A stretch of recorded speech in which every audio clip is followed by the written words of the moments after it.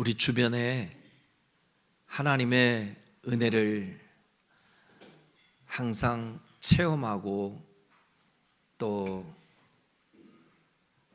경험한 그런 신앙의 증인들, 신앙의 선배들이, 어른들이 우리 주변에 많이 있다는 것은 복 중에 큰 복인 줄로 믿습니다.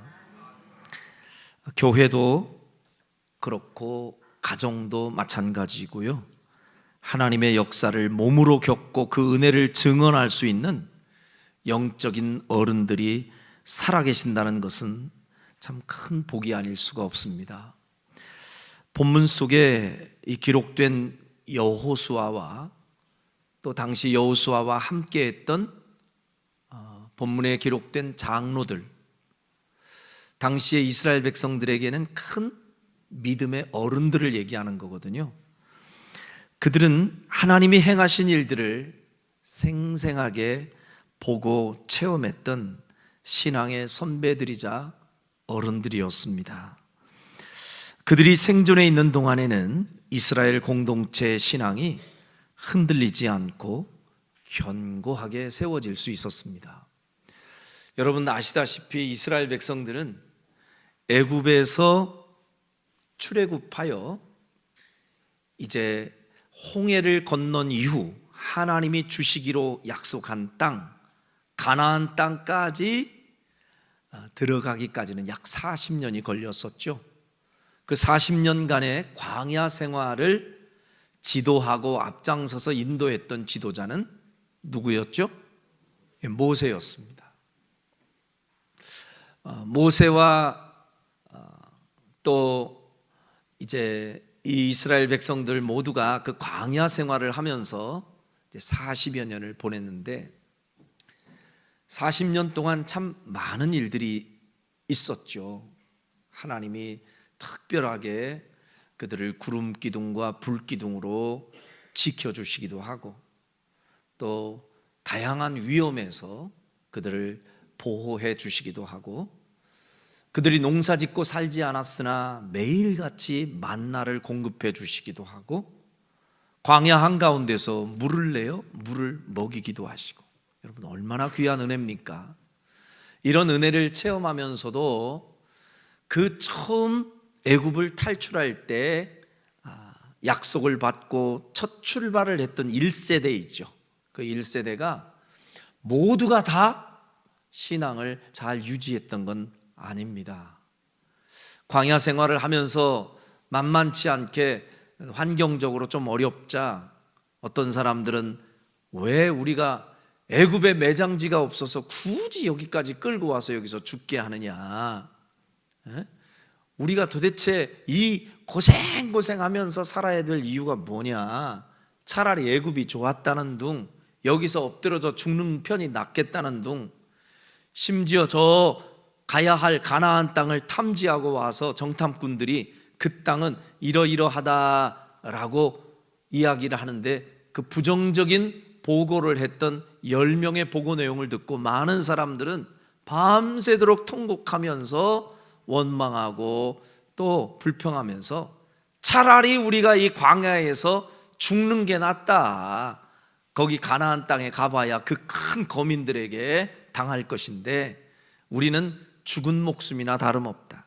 얼마나 그 불평의 소리가 커졌는지 하나님이 그 소리를 들으시다가 민수기 14장에서 엄중하게 경고하십니다. 너희가 내뱉었던 그 말이 내 귀에 들린 대로 행하리라.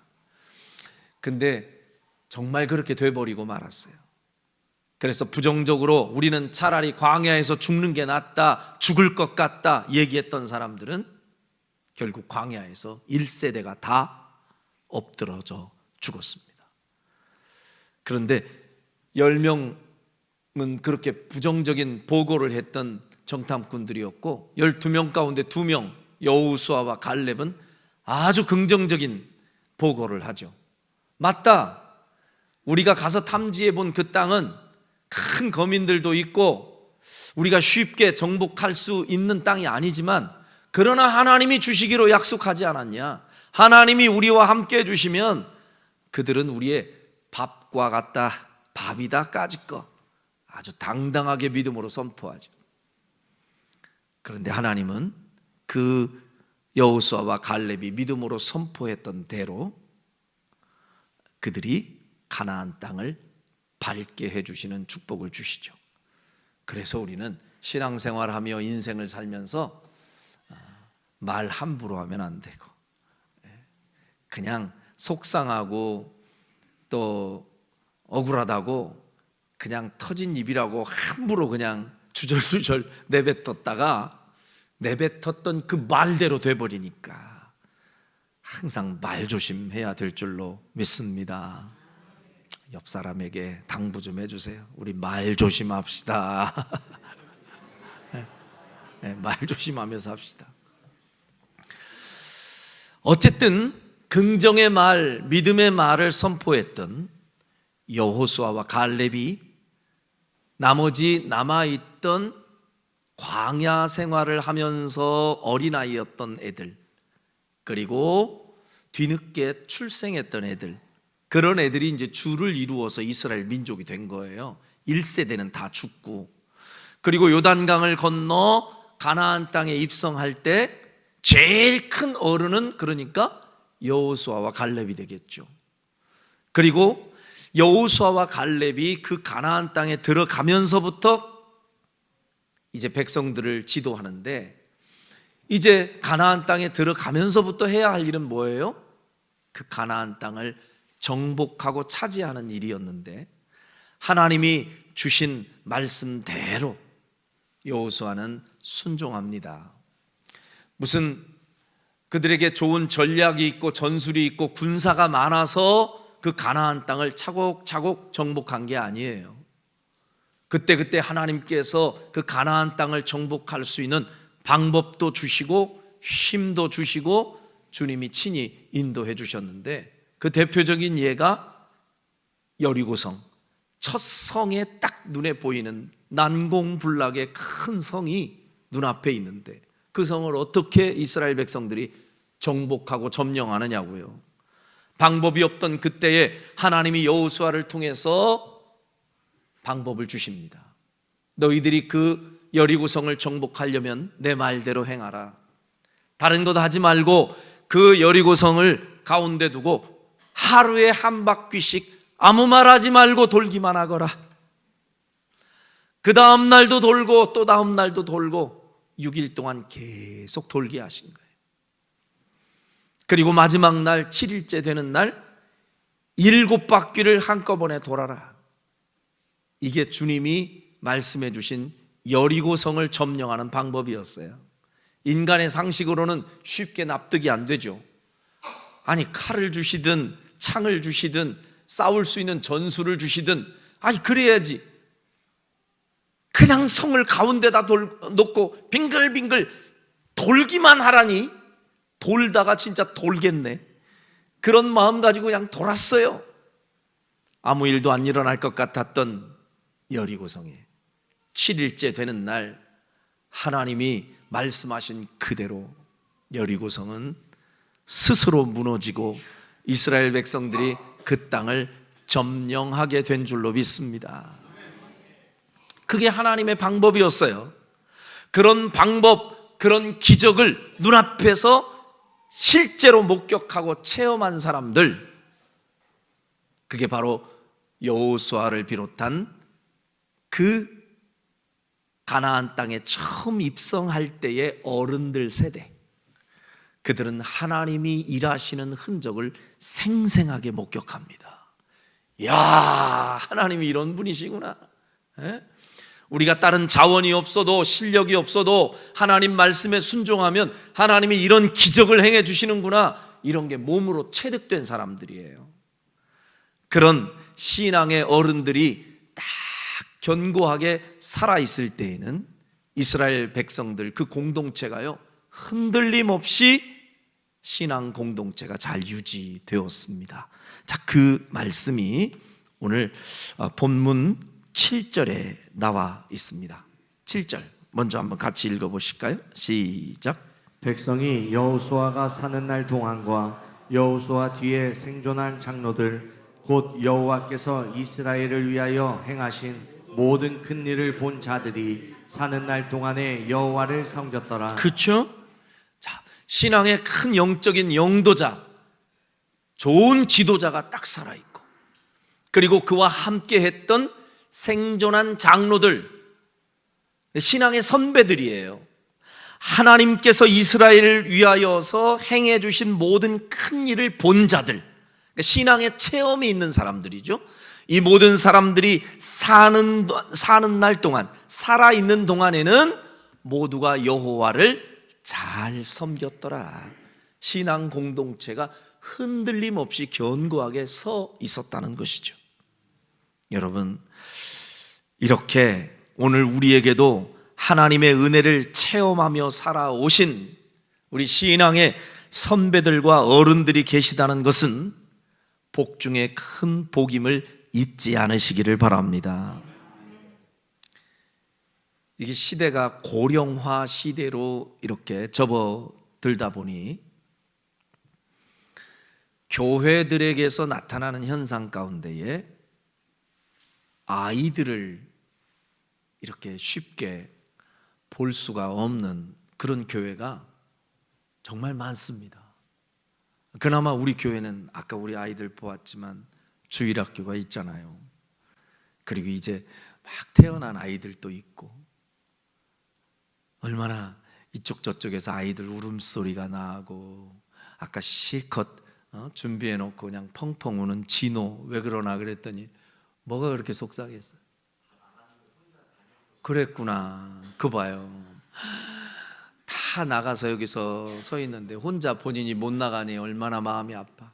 그러니까 기부스를 하고 혼자 거기서 펑펑 울어. 왜 울었는지는 모르지만 그 우는 아이도 이쁘잖아, 우리는. 근데 이런 아이들의 모습을 보는 게 참 우리는 이제 당연하게 보이지만 어떤 교회에서는요, 어린이들을 보기가 힘들어서 주일학교가 없는 교회, 학생회 없는 교회, 청년회가 없는 교회도 수두룩해요. 그런 면에서 보면 우리 교회는 이렇게 이제 어린아이들도 있고 또 학생회, 청년회, 또 어르신들도 있고 이렇게 분포가 잘 돼 있는 것도 은혜 중에 큰 은혜인 줄로 믿습니다. 난 복이에요. 저는 아무리 생각해도 복이야. 그런데 경우에 따라서는 어떤 교회에서는요, 어른들이 아예 없고 청년들만 모여. 청년들이 거의 90%. 그래서 자랑을 해요, 자기들끼리. 우리 교회는 젊은이들이 얼마나 많은 줄 알아요? 소망이 있다, 막 에너지가 있다. 우리는 그렇게 뭐 옛날 그냥 구닥다리 어른들 없고 젊은 신세대 애들만 막 쫙 있고 얼마나 신바람 나는지 모른다고 자랑하는데, 저는 그 소리 들으면 별로 그렇게 와닿지 않고 고개가 갸웃해져요. 물론 좋은 요소도 있겠습니다만은 오늘 성경을 근거로 해서 보면 여러분, 신앙의 큰 체험과 간증이 있는 신앙의 선배들과 어른들이 생존하여 내 곁에 함께 계신다는 것은 복 중에 큰 복인 줄로 믿으시길 바라요. 그래서 교회에는요, 어른들이 함께 계셔야 되는 거예요. 우리가 사는 시대 속에서 젊은 세대가 자칫 빠지기 쉬운 실수 하나가 있는데요, 그것은 이전 세대를 살아오신 신앙의 어른들을 함부로 평가하거나 가볍게 여기는 태도입니다. 때로는 이 신세대 감각에 이제 이렇게 길들여진 젊은 세대에서 보면 아무래도 예전 세대의 어르신들은 조금 더디고 아날로그고 또 느리고 감각도 좀 세련되지 않고 뭐 그럴 수 있거든요. 그래도 그분들의 고유한 그 장점을 인정해 드려야 되는데, 촌스럽다고, 올드하다고, 시대의 감각에 뒤처지고 떨어진다고, 이런 소리들을 가끔 하는 젊은이들이 우리 동네 빼고 다른 동네에 있기도 하더라고요. 아주 위험한 이야기들입니다. 사실 왜 그럴까 이렇게 생각을 해보면 요즘 시대에 이렇게 신앙생활 하는 이 분위기가 옛날하고는 정말 많이 달라졌거든요. 너무 좋아졌습니다. 저도 주일학교 어린 시절 완전히 시골에서 그렇게 주일학교를 다녀봤는데요. 이렇게 좋은 그런 방송 장비 이런 거 하나도 없잖아요. 복사기 이런 것도 없었잖아요. 그래서 그때 우리 찬송할 때는요, 궤도 아세요? 궤도? 큰 궤도에다가 매직으로, 그나마 조금 세련된 교회는요 콩나물 악보라도 그려. 근데 우리는 악보도 없어. 그냥 글씨만 짜욱하게 써놓고 앞에서 인도하시는 전도사님이나 사모님이 부르는 대로 눈치껏 따라하는 거야. 그냥 눈치껏. 그런 신앙생활을 해오셨던 옛 시대의 우리 어른들, 그에 비하면 요즘 아이들은 얼마나 시대가 좋아졌는지. PPT 이런 것도 이제는 일반화되었고, 요즘은 현장에서 막 생중계를 하면서 밑에 자막이 탁탁 뜨기도 하고, 이런 시대에 접해서 신앙생활을 하는 입장에서 보면 어때요? 옛날 분들이 참 좀 감도 떨어지고 촌스럽게 보이겠지. 저도 우리 아이들한테 혹시라도 올드하다, 촌스럽다 이런 소리 들을까봐 긴장하면서 살고 있습니다. 요즘. 저는 우리 집사람하고요 30년 동안 지금 호흡을 맞추면서 같이 동역하고 있는데, 이렇게 많이 교회에 자원이 있지 않을 때니까 항상 제가 이렇게 찬송 인도하고 앞에서 이러면 제 아내는 옆에서 열심히 이제 반주를 해줬습니다. 그래서 아주 죽이 잘 맞아요. 우리끼리는 둘이. 그러니까 눈짓을 딱 하면 알아서 그냥 들어와. 어떤 때 내가 먼저 나가면 자기가 알아서 또 탁 들어요. 저는 제법 우리 집사람이 반주를 너무 잘하고 나한테는 딱 맞춤형이다 이렇게 생각하고 그렇게 좋아했거든요. 당신이 반주하면 너무 좋아, 내가 항상 그랬는데, 우리 아들이 음악 작곡을 딱 하면서 전문가가 되면서 어느 날 딱 이렇게 반주를 하면서 우리 엄마가 이렇게 반주하는 걸 딱 듣더니, 엄마 반주는 약간 올드한 느낌이 있어.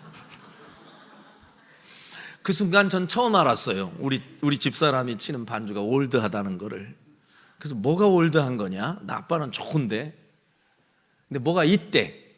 하여튼 젊은 세대의 이 감각에는 그 반주하는 그 음악에도 뭔가 이 느낌이 있는 거예요. 워낙 요즘은 이제 막 이제 음악의 그 수준도 높아졌으니까.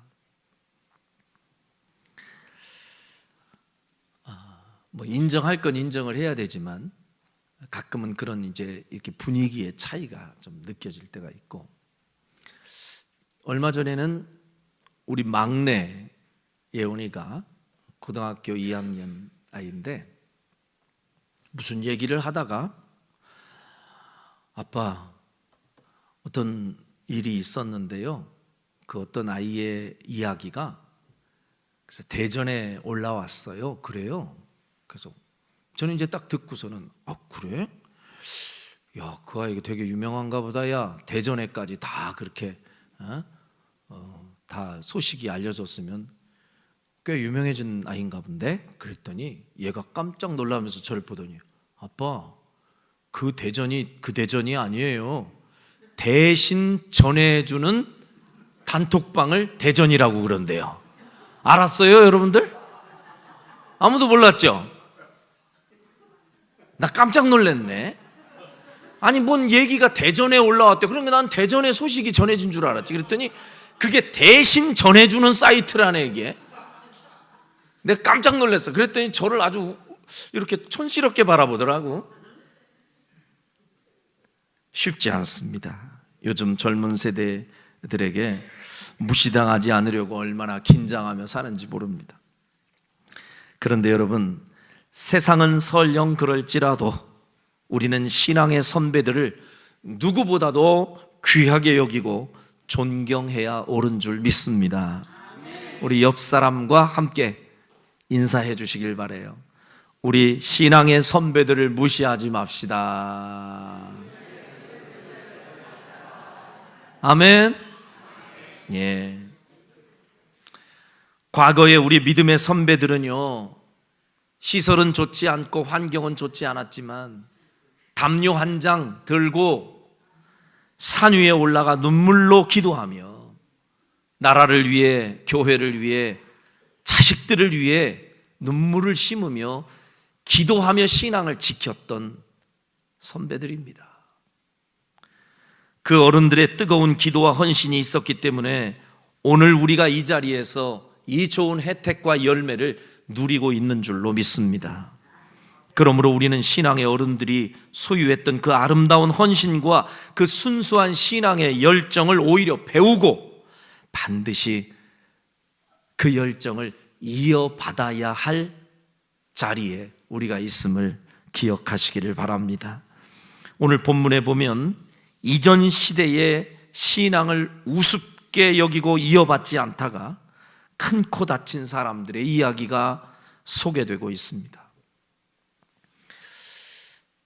서두에 말씀드렸듯이 여호수아, 가장 큰 신앙의 어른이었던 여호수아와 또 그와 함께 하나님이 행하시는 많은 기적들을 눈앞에서 목격하면서 신앙을 지켜왔던 그 신앙의 어른들이 다 떠나가게 된 때가 왔습니다. 그때에 이스라엘에는 아주 큰 위기가 닥치게 되는데요, 그 말씀이 오늘 본문에 기록되어 있어요. 자, 한번 살펴보겠습니다. 8절 말씀을 먼저 읽어볼게요. 오늘 본문 8절 시작. 여호와의 종 눈의 아들 여호수아가 110세에 죽음에. 여러분, 모세도 여호수아도 그토록 위대하고 대단했던 지도자, 영성 있고 하나님 앞에 한 시대에 크게 쓰임받았던 위대한 일꾼도 때가 되어 하나님이 오라 하시면 그 하나님의 부르시는 명령을 거절할 사람 이 세상 아무도 없습니다. 언젠가는 그 위대한 지도자도 떠나야 되는 거예요. 그래서 여호수아의 나이 110세 때에 그는 세상을 떠나 하나님께로 돌아가시죠. 그리고 나서 여호수아와 함께 했던 장로들, 그죠? 아까 서두에 말씀드린 하나님의 은혜를 늘 몸소 체험하고 신앙의 경험이 있었던 어른들을 얘기해요. 그들도 여호수아와 함께 이제 죽게 되는 때가 이르렀어요. 그게 10절입니다. 같이 시작. 그 세대의 사람도 다 그 조상들에게로 돌아갔고 그 후에 일어난 다른 세대는 여호와를 알지 못하며 여호와께서 이스라엘을 위하여 행하신 일도 알지 못하였더라. 여기에서부터 문제가 발생을 하죠. 여호수아와 그리고 함께 생존했던 장로들이 다 세상을 떠나간 이후, 그 이후에 다음 세대가 되는 그 세대가 이제는 하나님을 알지도 못하고 하나님이 그동안 그 백성들을 위해서 행하셨던 그 수많은 일들도 전혀 알지 못하는, 오늘 10절에 보면 그 후에 일어난 다른 세대라고 표현을 합니다. 무슨 세대? 다른 세대. 10절 초반절 보세요.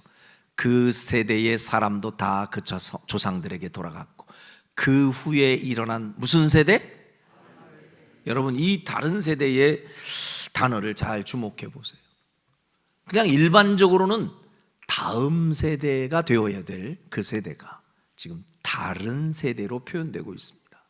이 다른 세대는 그냥 단순히 시간이 지난 후에 다음 세대를 의미하는 게 아니라 여호와를 전혀 알지 못하는, 신앙이 단절되고 끊겨진, 과거에 이전에 신앙생활 제대로 했던 그런 부모님 세대와 전혀 다른 분위기의 세대를 살아가는 다른 세대의 사람들로 성경은 표현하고 있습니다. 신앙이 단절되어 버렸다는 거예요. 어떻게 이렇게 같은 공동체인데 어떻게 이럴 수가 있을까요? 그 이전에는 모두가 하나님을 잘 경외했는데 이제는 하나님을 알지도 못합니다. 섬기지 않습니다. 그리고 그들은 온갖 우상을 섬기기 시작합니다. 여러분, 왜 이런 일이 일어났을까요? 그 이유는 그 부모에게 있던 그 신앙의 모습이 다음 세대로 제대로 계승되지 못하고 단절되었기 때문에 이런 현상이 일어나는 거예요. 여러분, 신앙은 절대 유전이 아닙니다. 그냥 가만히 있으면 저절로 세월 따라 이어지는 게 아니에요. 목사의 자녀들이면 저절로 믿음 좋아지는 거 아니에요. 장로님, 권사님, 집사님의 자녀들이면 저절로 시간 지나면 유전되는 거 아니에요. 정신 바짝 차리셔야 돼요. 이렇게 여호수아와 생존한 장로들이 딱 떠나고 나니까 언제 그랬냐는 듯이 다른 세대가 되어버려요.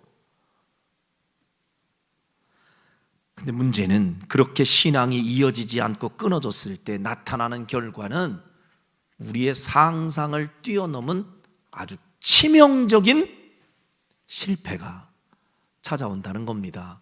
한번 보세요. 11절.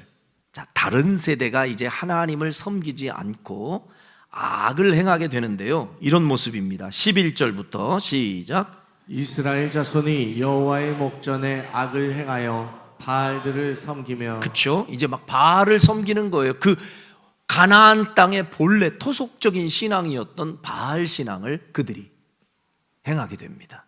그리고 12절 시작. 애굽 땅에서 그들을 인도하여 내신 그들의 조상들의 하나님 여호와를 버리고 다른 신들 곧 그들의 주위에 있는 백성의 신들을 따라 그들에게 절하여 여호와를 진노하시게 하였으되. 다음 세대에게 신앙이 전수되지 않을 때 나타나는 현상이에요. 그 애굽 땅에서 그들을 인도하여 내신 하나님, 우리 아버지, 우리 할아버지의 하나님, 그 하나님을 이제는 버려버리는 거예요. 그리고 다른 신들, 내 주변에 있는 세상에서 사람들이 섬기는 그 신을 따라 섬기며 절하기 시작합니다. 완전히 다른 삶을 살아요. 그랬더니 어떤 일이 벌어집니까? 자, 13절부터 14절까지 보겠어요. 시작. 곧 그들이 여호와를 버리고 바알과 아스나소스를 섬겼으므로. 그렇게 우상 숭배를 하게 되었으므로 나타나는 결과. 14절 시작. 여호와께서 이스라엘에게 진노하사 노략하는 자의 손에 넘겨주사 그들이 노략을 당하게 하시며 또 주위에 있는 모든 대적의 손에 팔아넘기심에 그들이 다시는 대적을 당하지 못하였으며. 신앙이 제대로 이어지지 않자 그 다음 세대, 다른 세대가요 우상 숭배를 하기 시작하면서 다가오는 인생의 결과, 대적들이 늘어나서 이들을 노략질하기 시작하고 끊임없이 고통과 저주와 여러분 그런 괴로움이 쉴 날이 없게 되는데요. 15절도 계속 이어지죠. 15절 시작. 그들이 어디로 가든지 여호와의 손이 그들에게 재앙을 내리시니 곧 여호와께서 말씀하신 것과 같고 여호와께서 그들에게 맹세하신 것과 같아서 그들의 괴로움이 심하였더라. 그들의 괴로움이 심하였더라. 여러분, 이처럼 신앙이 계승되지 않아 하나님을 알지 못한 채 살아가는 그 다음 세대의 결국은 반드시 이렇게 심각한 영적 위기를 만나게 되고 삶이 무너지게 되고 삶이 실패하게 되는 이런 악순환이 찾아올 수밖에 없는 거예요. 그러므로 우리가 진짜로 자녀들을 사랑하고 우리 다음 세대를 걱정하고 진짜 응원하는 부모라면 무슨 일이 있어도 자녀들에게 여러분 이런 괴로움과 또 주변 세력들로부터 끊임없이 공격당하는 인생을 물려줘서는 안 되잖아요. 그렇다면 우리가 할 수 있는 일이 뭐예요? 자녀들에게 그 어떤 것보다 먼저 우선해야 할 일은 내가 믿는 하나님, 내가 가진 신앙이 우리 다음 세대인 자녀들에게 계승될 수 있도록 하는 일이 제일 우선된 일이요 가장 중요한 일임을 잊지 않으시기를 주의 이름으로 축원합니다. 우리 부모님들이 진짜 자녀들을 보호하고 그 아이들의 미래를 밝게 하는 일, 학원 보내는 일이 아니에요. 유학 보내는 일이 아니에요. 물론 그 일이 다 잘못됐다는 게 아니에요. 그러나 우선순위로 보면 먼저 해야 할 일이 뭐냐 그 말이에요. 아이들에게 신앙이 제대로 계승되지 않은 상태에서 이 세상에서 잘 되고 흥하면 독이에요. 여러분, 독이에요. 신앙이 없는 상태에서의 세상 성공은 독이에요. 반드시 무너집니다.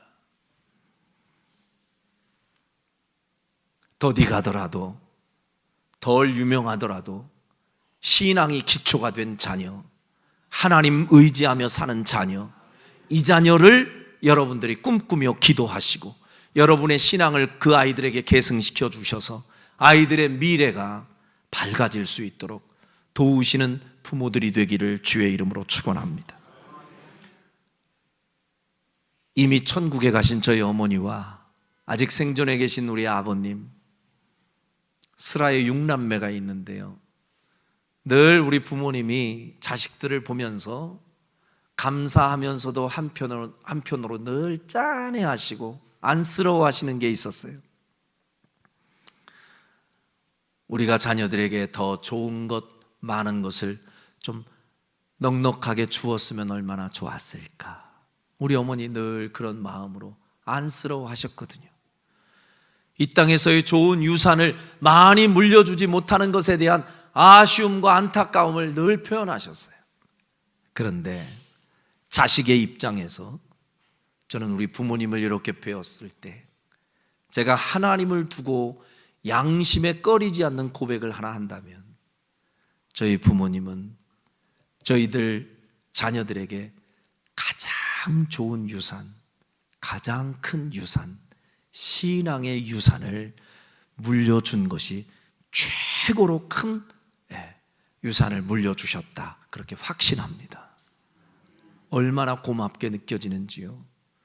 스라에 있던 6남매가 단 한 사람도 세상길 가지 않고 모두가 다 믿음 안에서 살고 믿음의 가정을 이루고, 여러분, 이 일을 이룰 수 있도록 뒤에서 응원하며 기도했던 그 부모님의 공로와 업적이 세상에서 수억만금을 물려주는 것보다 가장 큰 유산을 물려줬다고 이 자녀가 지금 고백을 하고 있지 않냐 그 말이에요.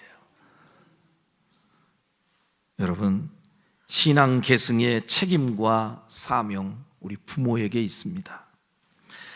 자, 지금 이스라엘 백성들에게 신앙이 제대로 계승되지 않고 단절되어서 다음 세대가 하나님을 알지 못하는 이상한 다른 세대가 된 것, 도대체 누구의 책임이 클까? 정확히 말하면요, 양쪽 다 책임이 있어요.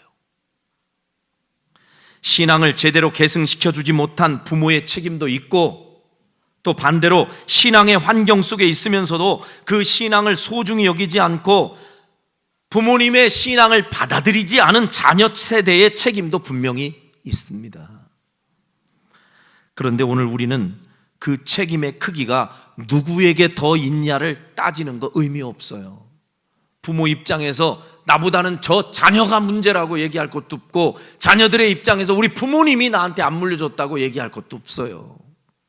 중요한 것은 지금 어린이 주일을 맞은 우리 부모의 입장에서, 우리 자리에서 우리가 먼저 그 책임을 통감하고 이제부터는 우리가 다음 세대에게 어떻게 신앙을 계승해 줄 것인지를 지금부터라도 더 깊이 고민하고 그 방법을 찾는 것이 지금 우리에게 주어진 가장 지혜로운 선택의 일인 줄로 믿습니다. 신앙의 전수는 말씀드렸듯이 시간이 지나면 저절로 이루어지지 않습니다.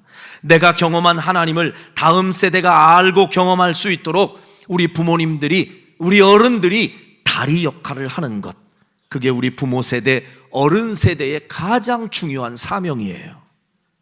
그런 의미에서 저는 오늘 우리 자녀들에게 어떻게 신앙을 계승할 것인가에 대해서 우리가 꼭 붙들어야 할 두 가지 실천 사항을 여러분에게 권면드리려고 합니다. 여러 가지 방법이 있겠죠. 근데 저는 우리가 적어도 이렇게 실천해야 자녀들에게 제대로 된 신앙이 계승되지 않을까. 그 첫 번째, 따라서 해보실까요? 보여주는 신앙. 더 크게, 보여주는 신앙. 여러분, 가장 강력한 교육은요, 보여주는 교육이라는 말이 있어요. 칠판 갖다 놓고 아무리 쓰고 공식을 아이들한테 주입시킨다고 해서 애들이 교육받고 달라지는 게 아니라, 그런 교육하지 않았는데 이상하게 아이들이 그대로 따르고 닮는 때가 있죠. 봐서 그래요. 어린아이들이 태어나서 아이들이 이렇게 자라갑니다. 여러분, 조용한 중에 침묵하는 가운데 아이들은 고스란히 부모님을 보고 배우고 있습니다. 한 어린이집에서요, 아이들이 오면은 자꾸 지들끼리 뭐 놀잖아요. 막 자기들끼리 소꿉장난도 하고. 근데요, 각자 집에서 본 그대로 애들이 그 어린이집에서도 흉내를 낸다는 거 아니에요.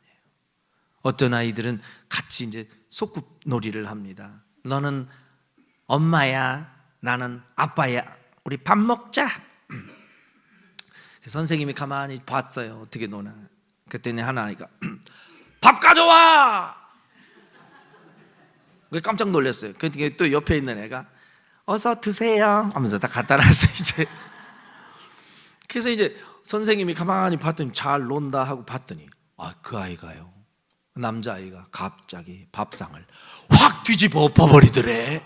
그래서 선생님이 깜짝 놀라서 야, 너 뭐 하는 거냐 그랬더니 우리 아빠가 그랬는데요. 다 들통나. 가르쳐주지 않아도 본대로 따르는 거예요. 여러분, 부모가 하나님을 어떻게 믿고 살아가는지 우리가 강의하지 않아도 아이들은 곁에서 다 지켜보고 있습니다. 자녀들에게 내가 하나님을 어떻게 믿고 어떻게 의지하는지 여러분, 그거 보여주어야 할 책임이 우리에게 있어요. 따라합시다. 보여주고 보게 하자. 예를 든다면 인생을 살면서 부모님도 어떤 때는 참 경제적인 위기와 어려움을 당했다는 거, 여러분, 부모님이 표내지 않고 애들 기죽을까 봐 그냥 아무 소리 안 하려고 해도 애들이 다 알아요. 애들도 알아요. 우리 부모님이 뭐가 힘들구나, 뭔가 좀 어려움이 있는가 보구나. 애들도 안 되니까요. 그럼 그 위기의 상황에 부모가 어떤 대처를 하고 어떻게 행동하는지 볼 거 아니에요. 그런 어려움이 있을 때마다 그 위기가 닥쳐왔을 때 부모님을 가만히 보았더니 아빠는 매일 술만 먹고 있고 한숨 쉬고 있고 사람 찾아다니면서 세상 방법 찾아 헤매고 있고, 어때요? 다 보는 거 아니겠어요? 저래야 되는가 보구나. 그럼 인생의 위기가 닥쳐왔을 때 그 아이는 똑같이 그 자리에 서 있습니다. 그런데 어떤 부모님은 어려움과 위기가 있을 때 조용히 교회로 달려갑니다. 그리고 엎드려 기도합니다. 눈물을 흘리며 하나님을 찾아요. 그 모습을 자녀들이 또 지켜보는 거예요. 인생이 이렇게 어렵고 위기가 올 때는 기도하는 거구나. 엄마처럼, 우리 아빠처럼 저렇게 하나님께 엎드려야 살 길이 열리는구나. 말하지 않지만 아이들은 그대로 보고 따라오는 겁니다. 또 하나, 어떤 시간보다 부모가 예배를 소중히 여기고 중요하게 여기는 모습 보여주어야 합니다. 보여주세요. 분명히 애들이 볼 때는 우리 엄마 아빠가 엄청나게 바쁜 시간인데, 엄청나게 바쁜 스케줄인데 열일을 제쳐두고 주일이 되면 꼬박꼬박 채비하고 교회로 달려가요. 애들이 묻습니다. 엄마, 교회 또 가? 아빠, 교회 또 가요? 그럼 교회 가야지. 아니 뭐 교회를 그렇게 시도 때도 없이 매일 가요? 잔소리처럼 애들이 외치지만 아이들은 의문이 남습니다. 아무리 바빠도 교회는 꼭 가야 되는 거구나. 우리 엄마 아빠가 저렇게 예배를 사모한다면 뭔가 있구나. 보여주는 신앙. 아이들은 여러분들 그렇게 아이들에게 꼬박꼬박 엄마가 아빠가 있어야 할 예배의 자리에 꼬박꼬박 앉아있는 그 모습을 지켜보고 자란 아이들은 세상이 아무리 바쁜 스케줄이 돌아가도 열일을 제쳐두고 우리 부모님이 앉았던 그 신앙의 자리에 우리 자녀들도 따라오며 그 자리에 앉게 되는 미래가 있을 줄로 믿습니다. 이삭은 대표적으로 우리가 이삭하면 딱 떠오르는 단어 하나가 있다면요, 순종이에요. 순종의 사람 이삭.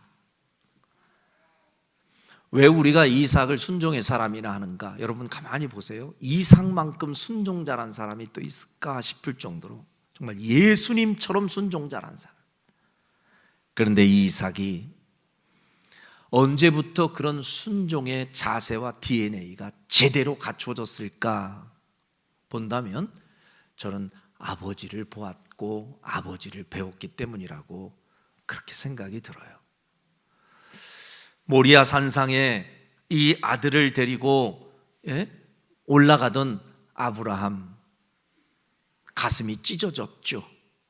하나님이 네가 아끼는 그 귀한 아들 나한테 바칠 수 있겠냐?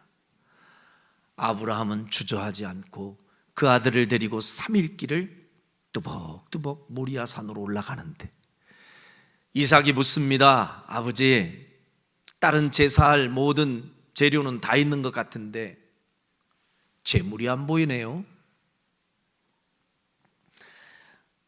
아브라함이 얘기합니다. 속으로는 가슴이 찢어지듯 아프지만 하나님이 준비하셨단다. 그래놓고 올라가는 피눈물 나는 아버지, 왜 그랬을까요? 하나님께 순종하기 위해서 자기의 생각, 자기 감정 다 누르고 끝까지 순종합니다. 제단 위에 아들을 올려놓고 칼을 빼어 들 때까지도 하나님께 순종하는 마음이 절대적이었어요. 그 순간 하나님이 아브라함아, 됐다, 그만해라. 급하게 손을 잡으시며 네가 얼만큼 나를 사랑하는지 내가 알겠다. 이제 됐다. 그 합격 통지서를 받던 그날 그 현장에 이삭이 있었다는 거 아닙니까? 이삭이 뭘 배웠을까요? 우리 아버지 이 정도로 하나님 앞에 순종하는 분이구나. 나중에 보니 이삭은 그 아버지의 순종 그 이상으로 하나님께 순종하는 사람으로 그렇게 세워졌다는 것. 여러분, 그건 아버지가 보여준 신앙의 또 열매인 줄로 믿습니다. 두 번째, 우리 자녀들 다음 세대에게 신앙을 계승시킬 수 있는 또 하나의 실천적 방법, 따라합시다. 들려주는 신앙. 첫 번째는 보여주는 신앙, 두 번째는 들려주는 신앙. 하나님이 내 삶 가운데 어떻게 역사하셨는지 구체적으로 자녀들에게 여러분 시간이 될 때마다 들려주세요. 얘들아, 하나님이 우리 가정에 이렇게 일하셨단다. 얘들아, 엄마 아빠는 그때 이런 기도를 드렸었지. 그랬더니 하나님은 그때 이렇게 응답하셨단다. 여러분, 이런 살아있는 간증이 자녀들의 마음에 남게 되면 훗날 비슷한 환경을 경험하게 될 자녀들은 맞아, 그때 우리 부모님은 이럴 때 이렇게 기도했더니 이런 응답을 받았었댔지. 그것이 교훈이 되어 자녀들도 그 신앙의 발자취를 따르게 될 것입니다. 여러분이 경험했던 하나님, 내 삶 속에 역사하셨던 그 하나님의 일하심, 자녀들에게 끊임없이 들려주고 얘기해 주세요. 신명기 6장 4절로부터 7절에 보면 그 유명한 이스라엘 백성의 쉐마 교육이 나옵니다. 이스라엘아 들으라. 이게 쉐마라는 이야기예요. 이스라엘 백성들은 어린아이들이 태어나는 순간부터 이스라엘아 들으라 하면서 애들이 알아듣든 못 알아듣든 계속해서 이야기합니다. 하나님 여호와는 오직 유일한 여호와이시니. 그러면서 하나님을 사랑하라고 끊임없이 들려주는 거예요. 그 소리가 뼛속 깊이 자리매김한 그 자녀들은 훗날에 그런 신앙을 그대로 전수받고 이어가는 것이죠. 저희 아들이 어느덧 이제 30살 되고 이제 곧 결혼을 한다는데 10월 달 결혼 날짜를 잡아놓고 지금 마음이 분주합니다. 엊그제 대구에 가서 미리 웨딩 촬영을 하고 왔습니다. 요즘은 웨딩 촬영을 미리 하는 거더라고요, 보니까. 그리고 이제 돌아왔는데 제가 우리 아이를 이렇게 보면서 딱 30년 전에 제 모습이 생각나더라고요. 30년 전 그 자리에 저도 그렇게 결혼을 앞두고 그냥 단순히 설레고 기대가 되고 가슴 뛰고 행복하고만이 아니었어요. 그야말로 결혼은 현실이더라고요. 그냥 콩카풀 씌워가지고 당신 없으면 못 살아 이거면 다 될 줄 알았더니 그게 아니라 어떻게 살지? 어떻게 책임지지? 이 무거운 숙제가 딱 어깨에 느껴지는데 쉽지 않았어요. 그래서 하나님께 정말 많이 기도했어요. 30살 때 그때 전 전도사였고 손에 뭐 쥐인 것도 없고 뭘 할 수 있는 것도 없고 근데 결혼은 해야 된다 하고 이게 보통 일이 아니라 하는 생각을 했었는데 근데 지나놓고 보니 이제 그때가 추억이 되었고 그때 하나님께 그 절박하게 기도했더니 하나님이 없는 길도 열어주시고 도움의 사람도 붙여주시고 하나님이 내 인생을 이렇게 책임져 주시고 길 열어주셨다 하는 것에 대한 간증이 있어요. 그래서 저는 그 간증이 자산이기 때문에 어떤 때는 자녀가 안쓰럽고 딱하면서도 엄마 아빠가 도와줄 수 있고 엄마 아빠가 채워줄 수 있는 것은 한계가 있다는 걸 알고 길이 막혔을 때 하나님을 의지하고 하나님을 붙잡으면 하나님이 어떻게 인생을 가이드해 주시고 운전해 주실지를 경험했던 아버지로서 그 하나님께 구해라. 하나님은 반드시 네 인생을 디자인해 주시고 이끌어 주실 것을 아빠는 믿는다. 이 이야기를 귀가 따가울 정도로 어린 시절부터 얘기해 주고 또 얘기해 줬어요. 가끔은 묻죠. 아빠는 그때 어떻게 했어요? 아빠는 그때 이랬었거든. 야, 지금 생각해 보면 너보다 더 심했다. 야, 약간 꼰대같이 얘기합니다. 그때는 좀 더 어려웠지. 그래도 있잖아. 하나님이 살 길을 다 열어주셔. 기가 막힌 하나님의 그 타이밍과 도우심. 아들도 하나님이 그렇게 인도해 주실 줄로 아빠 믿는다. 이렇게 늘 들려줘요. 근데 아들이 돌아왔어요. 그리고 그날이 생일이었어요. 제가 문자를 보냈습니다. 아들, 결혼 앞두고 많이 기대되고 설레고 행복하지? 근데 그냥 설레고 기대만 되는 게 아니라 많이 무겁고 겁도 나고 두렵고 긴장되지. 아마 그럴걸. 근데 힘내. 지금까지 너를 책임지고 인도하신 하나님이 너의 앞길을 분명히 열어주실 줄로 아빠 믿는다 하고 응원의 메시지를 생일 문자로 보냈어요. 그랬더니 아들이 답글을 보냈어요. 근데 그 답글에 이렇게 써 있어요. 아빠, 어쩌면 제 마음을 그렇게 잘 아세요.